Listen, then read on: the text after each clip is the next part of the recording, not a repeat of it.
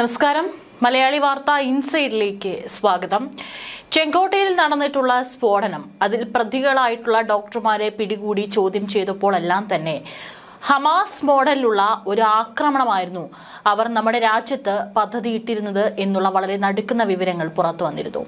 Hamas രീതിയിലുള്ള ആക്രമണം എന്ന് പറയുമ്പോൾ 2023 ഒക്ടോബർ 7 ഇസ്രായേലിലോട്ട് ഇരച്ചെത്തി അവിടെയുള്ള സ്ത്രീകളെയും കുട്ടികളെയും അടക്കം കൊലപ്പെടുത്തുകയും നിരവധി ആളുകളെ ബന്ദിയാക്കി കൊണ്ടുപോവുകയും അവരെല്ലാം തന്നെ ക്രൂരമായി പീഡിപ്പിക്കുകയും ചെയ്ത ഒരു രീതിയിലുള്ള ആക്രമണമാണ് ഹമാസ് നടത്തിയത്. ഹമാസ് അത്തരത്തിലൊരു ആക്രമണം നടത്തിയത് ഒരു ദിവസത്തെ പദ്ധതി കൊണ്ടല്ല. ഗാസയ്ക്ക് താഴെ വലിയ ആഴത്തിലുള്ള തുരങ്കങ്ങൾ ഉണ്ടാക്കി കൃത്യമായിട്ടുള്ള അതിനടിയിലിരുന്നുള്ള ആസൂത്രണമായിരുന്നു ഹമാസ് നടത്തിയിരുന്നത്. ആശുപത്രികൾക്കും അതുപോലെ സ്കൂൾ കെട്ടിടങ്ങൾക്കും താഴെയെല്ലാം തന്നെ ഇത്തരത്തിൽ തുരങ്കമുണ്ടാക്കി അതിനിടയിൽ ഇരുന്നുകൊണ്ടായിരുന്നു ഹമാസിന്റെ ആക്രമണം നടന്നത്. ഇപ്പോൾ ചെങ്കോട്ട സ്ഫോടനവുമായി ബന്ധപ്പെട്ട് NIA കേസ് അന്വേഷിക്കുമ്പോൾ പുറത്തു വരുന്നതും വളരെ ഞെട്ടിക്കുന്ന വിവരങ്ങളാണ്.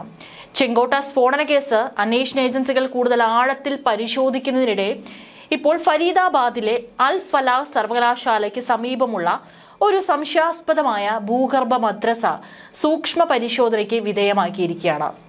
അതായത് കെട്ടിടത്തിന് താഴെയായിട്ട് ഒരു ഭൂഗർഭ കെട്ടിടം, മറ്റൊരു കെട്ടിടം പണിയുന്ന രീതിയിലുള്ള ചില അവശിഷ്ടങ്ങളും അല്ലെങ്കിൽ അതിന്റെ പണി പൂർത്തിയാക്കാത്ത നിലയിലുള്ള കെട്ടിടങ്ങളും ഇപ്പോൾ കണ്ടെത്തിയിരിക്കുകയാണ്. ഒരുവിധം എല്ലാ അന്തർദേശീയ മാധ്യമങ്ങളടക്കം ഇത് റിപ്പോർട്ട് ചെയ്യുന്നുണ്ട്. ഇതിന്റെ ദൃശ്യങ്ങളടക്കമാണ് പുറത്തു വരുന്നത്. ഇന്ത്യ ടുഡേ അടക്കം ഇതിന്റെ മുഴുവൻ ദൃശ്യങ്ങളും പുറത്തുവിട്ടിട്ടുണ്ട്. ഡൽഹി സ്ഫോടന കേസിലെ പ്രധാന പ്രതിയായ ഡോക്ടർ മുസമ്മിൽ ഖാനിയുടെ ഭാഗികമായി നിർമ്മിച്ച ഘടനയ്ക്ക് ധനസഹായം നൽകിയതായി ഉദ്യോഗസ്ഥർ സംശയിക്കുന്നുണ്ട്. ഡൽഹി സ്ഫോടനത്തിന് ഏതാനും മണിക്കൂറുകൾക്ക് മുമ്പ് അൽ ഫലാഹ് സർവകലാശാലയിൽ നിന്നാണ് ഖാനിയെ അറസ്റ്റ് ചെയ്തത്. സ്ഫോടനത്തിൽ അദ്ദേഹത്തിന്റെ കൂട്ടാളിയായ ഡോക്ടർ ഉമർ നബി 15 പേരുടെ മരണത്തിന് കാരണമായ ഒരു ഉപകരണം പൊട്ടിത്തെറിപ്പിച്ച് വലിയ രീതിയിലുള്ള ഒരു ആക്രമണം ഡൽഹിയിൽ നടത്തിയിട്ടുണ്ടായിരുന്നു. ഈ സ്ഥാപനത്തിന് സമീപത്ത് നിന്ന് 2900 കിലോഗ്രാം സ്ഫോടക വസ്തുക്കളും അന്വേഷണ ഉദ്യോഗസ്ഥർ പിടിച്ചെടുത്തിരുന്നു. തീവ്രവാദ ഭീഷണി നേരിടുന്ന യൂണിവേഴ്സിറ്റി ക്യാമ്പസിൽ നിന്ന് കഷ്ടിച്ച് 2 കിലോമീറ്റർ അകലെ ഒരു ഗ്രാമത്തിന്റെ മധ്യത്തിലാണ് ഇപ്പോൾ കണ്ടെത്തിയിട്ടുള്ള ഈ ഭൂഗർഭ അറ അല്ലെങ്കിൽ ഈ ഭൂഗർഭ കെട്ടിടം സ്ഥിതി ചെയ്യുന്നത്. സർക്കാർ സഹായത്തോടെയാണ് ഇത് നിർമ്മിക്കുന്നതെന്നും ചില റിപ്പോർട്ടുകളുണ്ട്. ശരിയായ ഉടമസ്ഥാവകാശ രേഖകൾ അന്തിമമാക്കാതെ വെറും 150 രൂപയ്ക്ക് ഉണ്ടാക്കിയ ഒരു കരാറിന്റെ അടിസ്ഥാനത്തിൽ സർവകലാശാലയ്ക്ക് സമീപമാണ് ഈ ഒരു മദ്രസ പോലെയുള്ള ഒരു കെട്ടിടം കണ്ടെത്തിയിരിക്കുന്നത് എന്നാണ് ഇന്ത്യ ടുഡേ അടക്കം റിപ്പോർട്ട് ചെയ്യുന്നത്. ഏകദേശം 4000 മുതൽ 5000 ചതുരശ്ര അടി വിസ്തീർണമുള്ള ഈ ഘടന പണിയൊന്നും പൂർത്തിയാകാതെ വളരെ അപൂർണമായി തന്നെ തുടരുന്നു. വലിയ ഭാഗങ്ങൾ ഭൂനിരപ്പിൽ നിന്ന് 7 മുതൽ 8 അടി താഴെയാണ്. ഉപരിതലത്തിൽ നിന്ന് ഏകദേശം 3 അടി ഉയരത്തിൽ ഒരു മുകൾ ഭാഗം മാത്രമേ ഇതുവരെ നിർമ്മിച്ചിട്ടുള്ളൂ. പുരോഹിതനെ ഭൂമി ഇടപാട് നടത്തിക്കൊടുത്ത വസ്തു ഇടപാടുകാരനെ ഇതുവരെ മുഴുവൻ പണവും ലഭിച്ചിട്ടില്ലെന്നും പ്ലോട്ടിന് ശരിയായ രേഖകളില്ലെന്നും അന്വേഷണ ഉദ്യോഗസ്ഥർ തന്നെ കണ്ടെത്തിയിട്ടുണ്ട്. അൽ ഫലാഹ് സർവകലാശാലയിൽ നിന്ന് ഏകദേശം 700 മീറ്റർ അകലെ സ്ഥിതി ചെയ്യുന്ന നിർമ്മാണത്തിലിരിക്കുന്ന മദ്രസ ഇപ്പോൾ നിയമപാലകരുടെ പരിശോധനയിലാണ്. ഭീകര സംഘടനയിൽ പങ്കുണ്ടെന്ന് ആരോപിക്കപ്പെടുന്ന മുസൈബ് എന്ന ഡോക്ടർ മുസമ്മിൽ അഹമ്മദ് ഖനായിയും പുരോഹിതൻ മുഹമ്മദ് ഇഷ്തിയാഖും ചേർന്നാണ് ഈ കേന്ദ്രം നടത്തിയിരുന്നത്. സ്ഥലത്തെ പ്രവർത്തനങ്ങളെക്കുറിച്ചും പ്രദേശവാസികൾ നേരത്തെ ആശങ്ക ഉന്നയിച്ചിരുന്നു. പ്ലോട്ട് തന്നെ നിരപ്പായതിനാൽ ഘടനയ്ക്ക് ഒരു ഭൂഗർഭ ഘടന ആവശ്യമില്ലായിരുന്നുവെന്നും ഇത് സൂചിപ്പിക്കുന്നു. എന്നിരുന്നാലും ശരിയായ വായുസഞ്ചാരമില്ലാതെ മണ്ണിനടിയിലാണ് നിർമ്മാണം നടത്തിയത്. മദ്രസയുടെ അടിസ്ഥാന വാസ്തുവിധിയിൽ നിന്ന് അടിസ്ഥാനവും രൂപകൽപ്പനയും ഗണ്യമായി വ്യതിചലിക്കുന്നതായി സ്ഥലം സർവേ നടത്തി അന്വേഷകർ കണ്ടെത്തി. ചുവരുകൾക്ക് ഏകദേശം 23 സെന്റിമീറ്റർ കനമുണ്ട്. അവയ്ക്ക് താഴെ ഏകദേശം 1.9 മീറ്റർ വീതിയുള്ള പ്ലാറ്റ്ഫോം പോലുള്ള രൂപങ്ങളുമുണ്ട്. ഭൂഗർഭ ഭാഗത്തിന്റെ മുഴുവൻ ചുറ്റളവിലും ഈ പ്ലാറ്റ്ഫോമുകൾ പ്രവർത്തിക്കുന്നു. ഇത് അവയുടെ ഉദ്ദേശത്തെക്കുറിച്ചിട്ട് പല ചോദ്യങ്ങളും ഉയർത്തുന്നുണ്ട്. മേൽക്കൂരയുടെ ഭാഗത്ത് തറനിരപ്പിലേക്ക് ഇറങ്ങാനും പടികളുണ്ട്. ഉയർത്തിയ പ്ലാറ്റ്ഫോമുകളിൽ പായകൾ സ്ഥാപിച്ചിരിക്കുന്നതും കണ്ടെത്തിയിട്ടുണ്ട്. ഇത് കുട്ടികൾ ക്ലാസുകൾക്കായി സ്ഥലം ഉപയോഗിച്ചിരിക്കാമെന്നുള്ള ചില സൂചനകളാണ് തരുന്നത്. മദ്രസയ്ക്ക് ധനസഹായം നൽകിയതിൽ ഡോക്ടർ മുസമ്മിലിനുള്ള പങ്കിനെ കുറിച്ചും സ്ഫോടന ഗൂഢാലോചനയുമായി ബന്ധപ്പെട്ട മാർഗങ്ങളിലൂടെ അതിന്റെ നിർമ്മാണത്തിനുള്ള ഫണ്ട് എത്തിച്ചിട്ടുണ്ടോ എന്നും ഏജൻസികൾ ഇപ്പോൾ അന്വേഷിച്ചു വരികയാണ്. അന്വേഷണ ഉദ്യോഗസ്ഥർ പറയുന്നതനുസരിച്ച് ഈ പുരോഹിതനൊപ്പം മദ്രസയുടെ നിർമ്മാണത്തിന് മേൽനോട്ടം വഹിക്കാൻ ഡോക്ടർ മുസമ്മിലിനെയും ചുമതലപ്പെടുത്തിയിരുന്നു. കെട്ടിടം പൂർത്തിയാകുന്നതിന് മുൻപ് തന്നെ ഒരു മൺപാതയോട് ചേർന്ന് നിർമ്മിച്ച ഒരു ഭൂഗർഭ ഘടനയിലാണ് മതവിദ്യാഭ്യാസം ആരംഭിച്ചതെന്ന് റിപ്പോർട്ടുണ്ട്.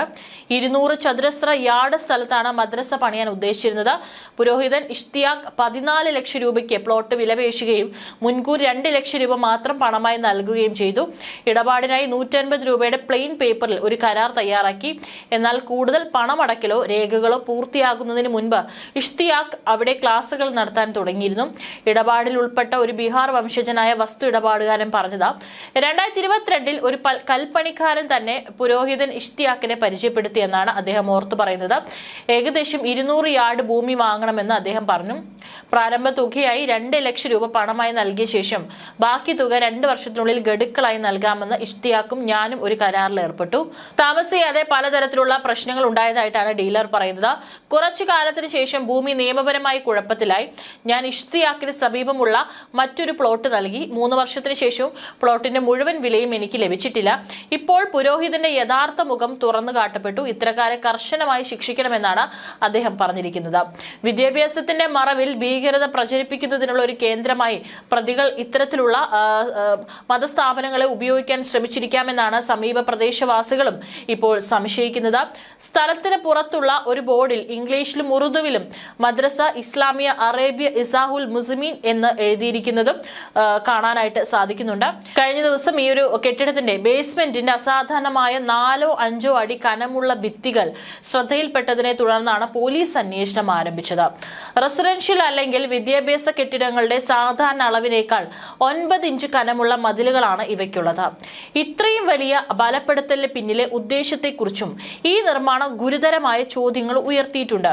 അന്വേഷണ ഏജൻസികൾ സ്ഥലം സന്ദർശിക്കുകയും സമീപവാസികളെ ചോദ്യം ചെയ്യുകയും ചെയ്തു.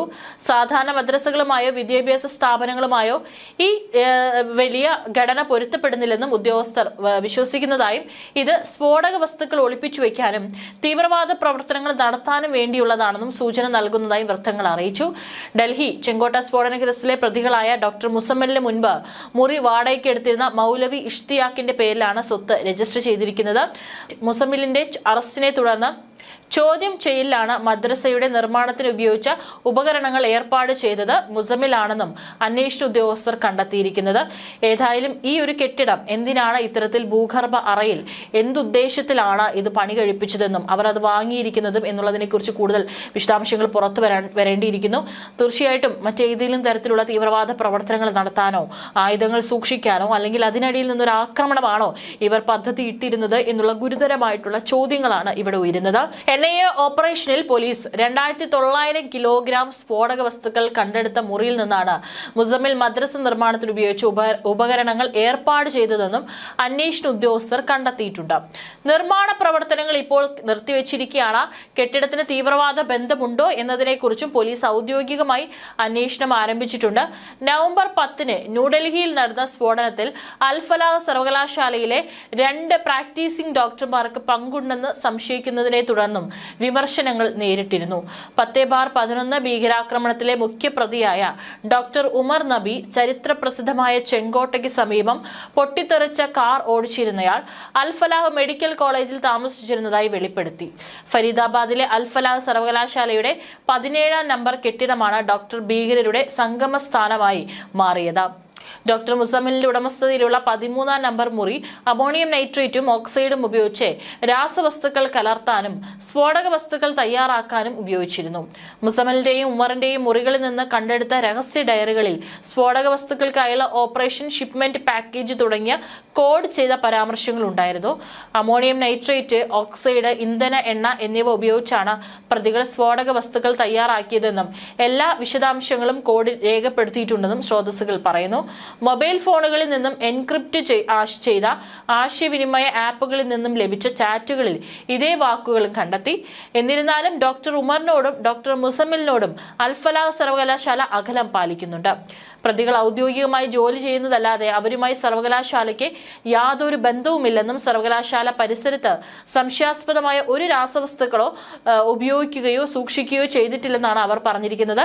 ഏതായാലും ഇപ്പോൾ കണ്ടെത്തിയിട്ടുള്ള ഈ ഒരു ഭൂഗർഭ കെട്ടിടത്തെക്കുറിച്ചുള്ള അന്വേഷണം വളരെ ആഴത്തിലുള്ളതാക്കിയിരിക്കുകയാണ്. മറ്റെന്തെങ്കിലും ഉദ്ദേശമുണ്ടോ? ഈ പറഞ്ഞതുപോലെ ഹമാസ് മോഡലായിരുന്നു ഇന്ത്യയിൽ ലക്ഷ്യമിട്ടിരുന്നതെന്ന് അവർ പറയുന്നുണ്ട്. അതുകൊണ്ട് ഈ കെട്ടിടത്തിനും അവർ പദ്ധതി ചെയ്തിട്ടുള്ള ഈ ഒരു ഹമാസ് മോഡൽ ആക്രമണവുമായി ബന്ധമുണ്ടോ എന്നതടക്കമുള്ള കൂടുതൽ ദുരൂഹതകൾ പുറത്തു വരേണ്ടിയിരിക്കുന്നു.